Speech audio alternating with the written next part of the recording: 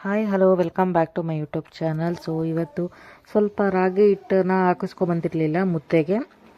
So ಹಾಗಾಗಿ ಇವಾಗ ಹೋಗ್ತಾ ಇದ್ದೀನಿ ಹಿಟ್ಟು ಹಾಕಿಸ್ಕೊಂಬರೋಣ ಮಿಷಿನಲ್ಲಿ ಅಂದ್ಬಿಟ್ಟು. ಇನ್ನು ಮತ್ತೆ ಲೇಸಿನೆಸ್ ಮಾಡ್ಕೊಂಡು ಕೂತ್ಕೊಂಡ್ರೆ ಇವಾಗಲೇ ಒಂದು ವಾರ ಆಯಿತು ಮುದ್ದೆಗೆ ಹಿಟ್ಟಿಲ್ಲ. ಹಾಗಾಗಿ ಇವಾಗ ಹಿಟ್ಟು ಹಾಕ್ಸೋಕ್ಕೆ ಬಂದಿದ್ದೀವಿ.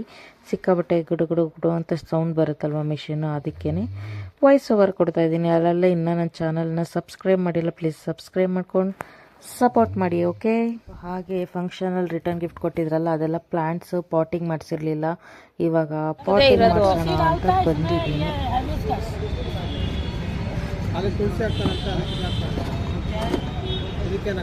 ಇದಕ್ಕೇನೆ ಅದಕ್ಕೂ ಬೇಡವಾ? ದೊಡ್ಡದು ಬೇಕಾ ಅದಕ್ಕೆ?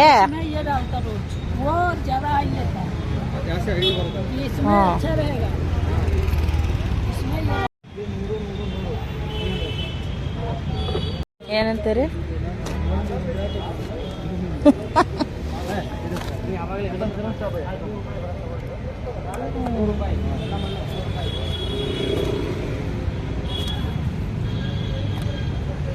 ರೋಸ್ ಗಿಡ ಇಲ್ಲ ಅಲ್ಲೇ ಇಟ್ವ. ಎಂತ ಗೊಬ್ಬರ ಹಾಕರುತ್ತೆ? ಗೊಬ್ಬರ ಹಾಕ. ನೀವು ರೋಸ್ ಇಲ್ಲಿ ಮುರಿದೋಯ್ತು ಅಂತ ಬೈತಾ ಇದ್ದೀನಿ ಅನ್ಕಂಡ. ಅದು ತುಂಬಾ ದಿವಸ ಆಗಿತ್ತಲ್ಲ, ಇವತ್ತು ಕಟ್ ಮಾಡ್ಬಿಟ್ಟು ದೇವ್ರಿಗೆ ಮುಡಿಸ್ಬಿಟ್ಟೆ, ವೇಸ್ಟ್ ಆಗ್ಬಿಡುತ್ತೆ ಅಂತ. ಅವ್ರಿಗೆ ಭಯ, ರೋಸ್ ಮುರಿದಾಕ್ಬಿಟ್ಟಿದ್ದೀನಿ ಅಂತ ಎದ್ಕೊಂಬಿಟ್ಟವ್ರ. ಅವ್ರು ಮುರಿದಾಕ್ಬಿಟ್ಟಿದ್ದೀನಿ ಅಂದ್ರೆ ಬೈತೀನಿ ಅಂತ.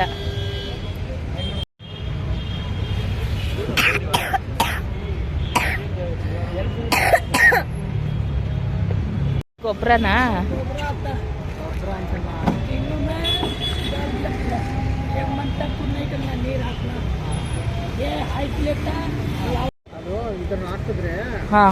ಬೇಗ ದೊಡ್ಡದಾಗುತ್ತಂತೆ, ಜಾಸ್ತಿ ಎಲೆ ಬರುತ್ತಂತೆ,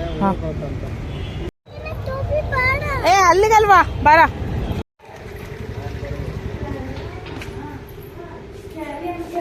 ಪಾಟ್ ಹುಷಾರು, ಎತ್ತಾಕ್ಬಿಟ್ಟಿಯ. ದೊಡ್ಡ ಪಾಟ್ ಮಾತ್ರ ಅಪ್ಪ ಮೇಲಿಡೋದು. ಇದಿಲ್ಲೇ ಇಡು ತುಳಸಿ ಗಿಡ. ತುಳಸಿ ಗಿಡ ಅಲ್ಲಿ ಇಡು, ಆ ಕಡೆಗೆ ಇಡು, ಬಿಸಿಲಿರುತ್ತೆ. ಈ ಕಡೆಗೆ ಬೇಡ, ಅಲ್ಲಿಡು ತುಳಸಿ ಗಿಡ.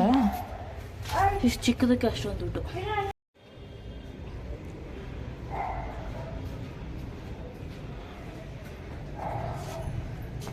ಬಾರ ಇಲ್ಲಿ, ಬಾ ಇಲ್ಲಿ. ಇದನ್ನ ಮೇಲೆ ತಗೊಂಡೋಗು. ಅಲ್ಲಿ ಹಂಗೆ ಅಪ್ಪಂದು ಪ್ಯಾಂಟೆಲ್ಲ ಎತ್ಕೊಂಡು ಬಾ. ಅವೆಲ್ಲ ಮೇಲಕ್ಕೆ ಹಾಕ್ಬೇಕು. 2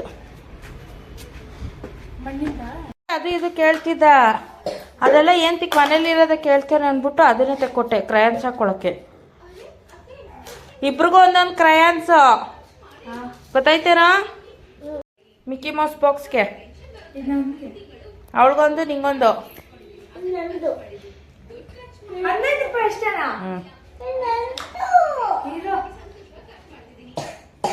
ಏನಮ್ಮ ಏನೋ ಒಂದು ತಗೊಂಬಂದಲ್ವಾ, 10 ರೂಪಾಯಿ ತಗೊಂಬಂದೆ. ಅದ್ರಲ್ಲಿ ಎಷ್ಟು ಶೇಡ್ಸ್ ಇದೆ ಏನೋ ಗೊತ್ತಿಲ್ಲ. ಸೊ ಫ್ರೆಂಡ್ಸ್, ಇವಾಗ ಹೋಗಿ ಪಾಟಿಂಗ್ ಮಾಡಿಸ್ಕೊಂಡು ಬಂದೆ. ರೋಸ್ ಗಿಡ ಮತ್ತೆ ದಾಸವಾಳದ ಗಿಡ ಗಿಫ್ಟಿಂಗ್ಗೆ ಕೊಟ್ಟಿದ್ರು. ಸೊ ತಗೊಂಡ್ ಬಂದೆ. ಅವ್ರು ಯಾವ್ದಾರ ತಗೊಳ್ಳಿ ಅಂದ್ರು. ನಾನು ರೋಸ್ ಗಿಡ ತಗೊಂಡಿದ್ದೆ. ಆಮೇಲೆ ತುಂಬಾನೇ ಗಿಡಗಳು ಉಳ್ಕೊಂಡ್ಬಿಟ್ಟಿತ್ತು ರಿಟರ್ನ್ ಗಿಫ್ಟ್ ಅಲ್ಲಿ. ಸರಿ ಇನ್ನೊಂದು ತಗೊಂಡೋಗಿ ಅಂದ್ರು. ಸರಿ ಅಂದ್ಬಿಟ್ಟು ಒಂದು ದಾಸವಾಳದ ತಗೊಂಡ್ ಬಂದೆ ಗಿಡ. ಸೊ ಕಾಬೂಲ್ ಕಡಲೆಕಾಳು ನೆನೆಸಿದ್ನೆಲ್ಲ ಬೇಯಿಸಿದ್ದೀನಿ. ಇವಾಗ ಅದನ್ನೇ ಚೆನ್ನಾಗಿ ಮಸಾಲ ಮಾಡಿಬಿಟ್ಟು ಚಪಾತಿ ಮಾಡೋಣ ಅಂತ ಪ್ರಿಪೇರ್ ಮಾಡ್ತಾ ಇದ್ದೀನಿ ಇವಾಗ. ಹಂಗೆ ತುಳಸಿ ಗಿಡ ಇರಲಿಲ್ಲ, ತುಳಸಿ ಗಿಡ ಬರ್ತಾನೂ ಇಲ್ಲ ಈ ನಡುವೆ ಯಾಕೋ. ಸರಿ ಇರ್ಲಿ, ಯಾವುದಕ್ಕೂ ಪೂಜೆಗೆ ಮನೇಲಿ ಬೇಕಲ್ಲ ಅಂದ್ಬಿಟ್ಟು ಒಂದು ಚಿಕ್ಕದ ಪಾಟ್ಗೆ ಹಾಕಿಸ್ಕೊಂಡು ಬಂದಿದ್ದೀನಿ. ಅದೆಷ್ಟು ದಿವಸ ಇರುತ್ತೆ ಇರ್ಲಿ. ಕತ್ರಿ ಹಾಳಾಗಿತ್ತು, ಕತ್ರಿ ತಂದೆ ಅಷ್ಟೇ. ಹೊಸ ಬಾಟಲ್, ಹೊಸ ಬಾಟ್ಲಿ ಒಂದು. ಇದು ತೆಗಿ, ಇದೆಲ್ಲಾರ ಹೋಗುವಾಗ ಹಾಕೊಳ್ಳ. ಇದು ಅಲ್ಲಿ ಡ್ರೆಸ್ಸಿಂಗ್ ಟೇಬಲ್ ಅಲ್ಲಿ ಇಟ್ಟಿರು. ಎಲ್ಲಾರ ಹೋಗುವಾಗ ಅದನ್ನ ಮಾತ್ರ ಹಾಕೊಂಡು ಹೋಗೋಣ.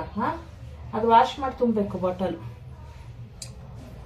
ಇವಾಗ ಅದಷ್ಟು ತಗೊಂಡ್ ಬರೀ ಪಾಟಿಂಗ್ ಮಾಡಿಸ್ಕೊಂಡ್ ಬರೋದಕ್ಕೆ 300 ರೂಪಾಯಿ ಆಯ್ತು. 1 ಪಾಟ್ ನಮ್ದೆ, ಅವ್ರ ಹತ್ರ 1 ಪಾಟ್, 2 ಪಾಟ್ ತಗೊಂಡು, ಒಂದು ಚಿಕ್ಕದು ಒಂದು ದೊಡ್ಡದು. ಮತ್ತೆ ಮಣ್ಣು ಫಿಲ್ ಮಾಡಿ ಗೊಬ್ಬರ ಹಾಕಿ ಪ್ಲಾಂಟ್ಸ್ ಹಾಕೊಡೋದಕ್ಕೆ 300 ರೂಪಾಯಿ ಕೊಟ್ಟು ಹಾಕಿಸ್ಕೊಂಡು ತಗೊಂಡ್ ಬಂದಿದ್ದೀನಿ.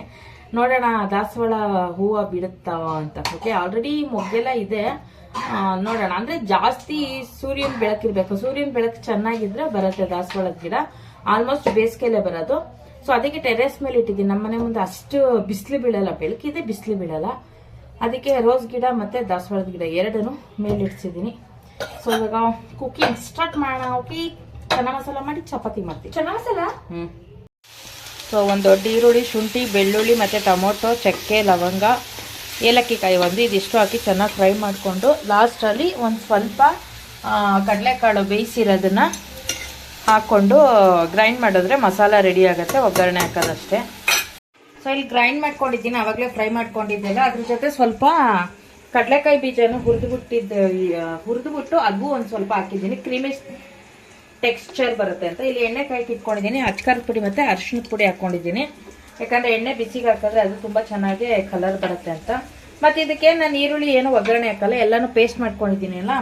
ಇವಾಗ ಈ ರುಬ್ಬಿರೋ ಪೇಸ್ಟ್ ಅನ್ನು ಹಾಕಿ ಜಾಸ್ತಿ ಕಾಯಿಸ್ಕೊಂಬೇಡಿ. ಎಣ್ಣೆನ ಕಾಯಿಸ್ಬಿಟ್ಟು ಅಲ್ಲಿ ಮ್ಯಾಗಿದಮ್ಮ ಬೇಯಿಸ್ಕೊಂಡಿ ಕಾಯಿಸ್ಬಿಟ್ಟು ಆಮೇಲೆ ಖಾರದ ಪುಡಿ ಹಾಕಕ್ ಹೋಗ್ಬೇಡಿ. ಯಾಕೆ ಗೊತ್ತಾ, ಅದು ಸೀದೋಗಿರೋ ಫ್ಲೇವರ್ ಬರುತ್ತೆ. ಇಲ್ಲಿ ನೋಡಿ, ಎಣ್ಣೆಗೆ ಹಾಕಿದ್ರೆ ನಿಮ್ಗೆ ಈ ತರ ಕಲರು ಬಿಟ್ಕೊಳತ್ತೆ ಖಾರದ ಪುಡಿ. ಹಾಗಾಗಿ ಎಣ್ಣೆ ಕಾದಾಗ ಅದಕ್ಕೆ 1 ಸ್ಪೂನ್ ಅಷ್ಟು ಅಚ್ಕಾರದ ಪುಡಿ ಇಲ್ಲ ಮಟನ್ ಮಸಾಲದ ಪುಡಿ ನಿಮ್ಮ ಮನೇಲಿ ಇರುತ್ತಲ್ಲ, ಯಾವ್ದಿರುತ್ತೆ ಅದು ಹಾಕೊಳ್ಳಿ. ಹಾಕೊಂಡು ಒಂದ್ ಸ್ವಲ್ಪ ಬಿಸಿ ಎಣ್ಣೆಗೆ ಹಾಕಿದ ತಕ್ಷಣನೇ ಈ ರುಬ್ಬಿರೋ ಪೇಸ್ಟ್ ಹಾಕೊಳ್ಳಿ. ಜಾಸ್ತಿ ಸೀಸಕ್ ಹೋಗ್ಬೇಡಿ, ಆಮೇಲೆ ಸೀದ್ ವಾಸನೆ ಬರುತ್ತೆ ಖಾರದ ಪುಡಿ. ಓಕೆನಾ? ಇದು ಚೆನ್ನಾಗಿ ಇವಾಗ ಇದೆಲ್ಲ ಹುರಿದಿರೋದು. ಇವಾಗ ಏನು ಮತ್ತೆ ನಾವು ಫ್ರೈ ಮಾಡೋ ಅವಶ್ಯಕತೆ ಇಲ್ಲ. ನೀರು ಎಷ್ಟು ಬೇಕಷ್ಟು ಮಿಕ್ಸ್ ಮಾಡ್ಕೊಂಡು ಮತ್ತೆ ಬೇಯಿಸಿರುವಂತಹ ಕಾಳನ್ನ ಹಾಕೊಂಡು ಉಪ್ಪು ಹಾಕೊಂಡ್ರೆ ರೆಡಿ ಆಗುತ್ತೆ ಚೆನ್ನ ಮಸಾಲ ಅಷ್ಟೇ.